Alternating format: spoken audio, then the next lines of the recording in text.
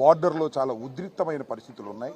పాకిస్తాన్కి మనకి మధ్యన యుద్ధమే జరుగుతున్నటువంటి తరుణంలో మరి ఈ కక్ష సాధింపులకు మాత్రం అంతం లేని విధంగా ఏముంటుంది నాకు అర్థం కాదా. తెలుగుదేశం పార్టీ ఆఫీసు మీద జరిగినటువంటి దాడి కేసుని వైఎస్ఆర్ కాంగ్రెస్ పార్టీ అధికారంలో ఉన్నప్పుడే కేసు రిజిస్టర్ చేయడం జరిగింది. కానీ దానిలో ఏదో చేసేస్తున్నాము అనేటువంటి ఉద్దేశంతో కేవలం చంద్రబాబు నాయుడు గారిని లోకేష్ని సంతృప్తిపరచడం కోసం సజ్జల రామకృష్ణారెడ్డి గారిని కూడా సిఐడి ఆఫీసుకు పిలిపించి విచారణ చేశాము అనేటువంటి మెహర్బానీ కోసం ఇలాంటి కార్యక్రమాలు జరుగుతూ ఉన్నాయి. ఇది చాలా దురదృష్టకరమని మనవి చేస్తున్నాం. తెలుగుదేశం పార్టీ అధికారంలోకి వచ్చిన దగ్గర నుంచి అభివృద్ధి లేదు, సంక్షేమం లేదు. మాటల్లో మాత్రం కోటలు దాటేటటువంటి అభివృద్ధి, అమరావతి గురించి అభివృద్ధి, పోలవరం గురించి అభివృద్ధి మాటల్లో మాత్రమే కనిపిస్తున్నది.